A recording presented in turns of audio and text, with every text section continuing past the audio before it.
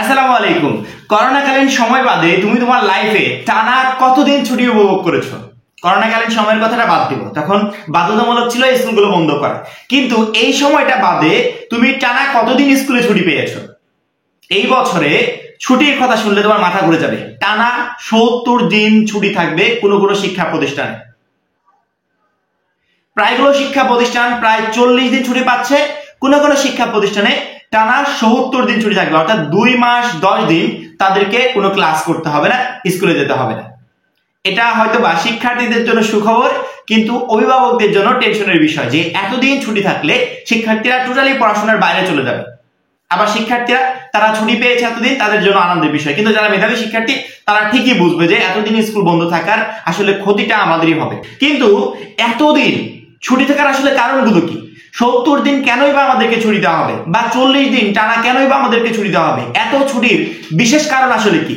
এই টোটাল বিষয়গুলো মাধ্যমিক ও উচ্চ শিক্ষা বোর্ড ক্লিয়ার করেছে এবং বিভিন্ন নিউজ মাধ্যম এই বিষয়গুলো নিয়ে নিউজ করেছে। আমি সরাসরি একটা নিউজ মাধ্যমে গিয়ে দেখাতে চাই যে আমাদেরকে আসলে এই বছরে এতদিন ছুটি দেওয়ার কারণটা আসলে কি। টানা ৪০ দিনের ছুটিতে যাচ্ছে শিক্ষা প্রতিষ্ঠান, টানা ৪০ দিনের ছুটিতে যাচ্ছে দেশের সরকারি ও বেসরকারি শিক্ষা প্রতিষ্ঠানের শিক্ষার্থীরা। পবিত্র রমজান ও ঈদ উল ফিতর সহ আরও কয়েকটি ছুটি মিলিয়ে ৪০ দিনের এই ছুটি পেতে যাচ্ছে দেশের সর্বস্তরের শিক্ষা প্রতিষ্ঠান। এছাড়া আগামী ১০ এপ্রিল থেকে শুরু হচ্ছে এসএসসি সমানের পরীক্ষা। যেসব প্রতিষ্ঠানে পরীক্ষার কেন্দ্র রয়েছে সেগুলোতে ২ মাস ১০ দিনের লম্বা ছুটি থাকবে, অর্থাৎ ৭০ দিন ছুটি থাকবে। শিক্ষাপঞ্জি বিশ্লেষণ করে দেখা গেছে পবিত্র রমজান মাস, শুভ দোলযাত্রা, স্বাধীনতা দিবস, জুমাতুল বিদা, শবে কদর ও ঈদ উল ফিতরের ছুটি ২ মার্চ থেকে শুরু হবে, শেষ হবে ৮ এপ্রিল। পবিত্র রমজান শুরু হবে ১ বা ২ মার্চ।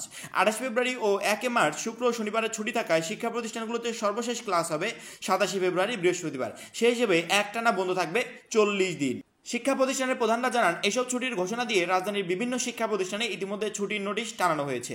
এতে বলা হয়, পবিত্র রমজান মাস, শুভ দোলযাত্রা, স্বাধীনতা দিবস, জুমাতুল বিদা, শবে কদর ও ঈদ উল ফিতরের ছুটি ২ মার্চ থেকে শুরু হয়ে শেষ হবে ৮ এপ্রিল। জানতে চাইলে মাধ্যমিক ও উচ্চশিক্ষা অধিদপ্তরের উপপরিচালক ইউনুস ফারুকি বলেন, রমজান ও ঈদ উল ফিতর সহ আরও কিছু ছুটি মিলিয়ে প্রায় ৪০ দিনের ছুটি শুরু হবে। সরকারি শিক্ষাপঞ্জি অনুযায়ী এই ছুটি থাকবে। এই ছুটি সরকারি বেসরকারি সব পর্যায়ে স্কুলের জন্য প্রযোজ্য।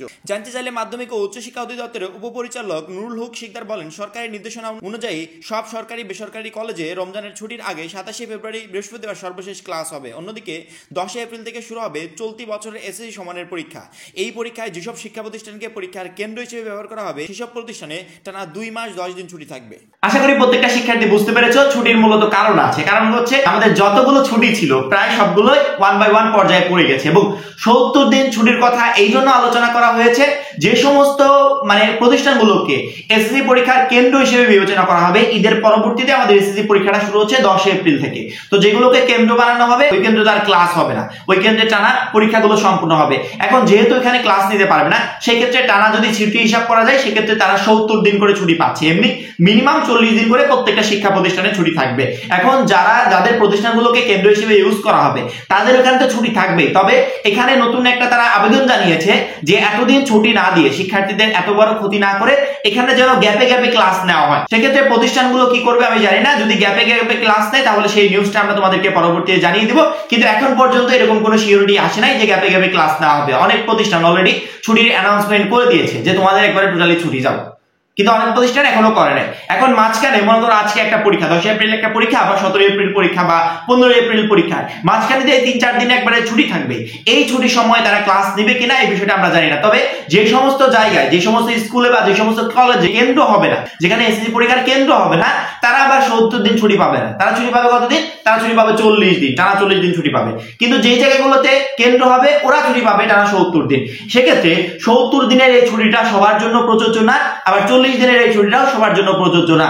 এখানে এসএসসি পরীক্ষার কেন্দ্র হবে যে সমস্ত প্রতিষ্ঠানে তারা পাবে ৭০ দিন, আর যেগুলোতে কেন্দ্র হবে না তারা পাবে ৪০ দিন। এটা আসলে আমাদের বোঝার বিষয়, কারণ সবাই ৭০ দিন করে অ্যানাউন্সমেন্ট করছে।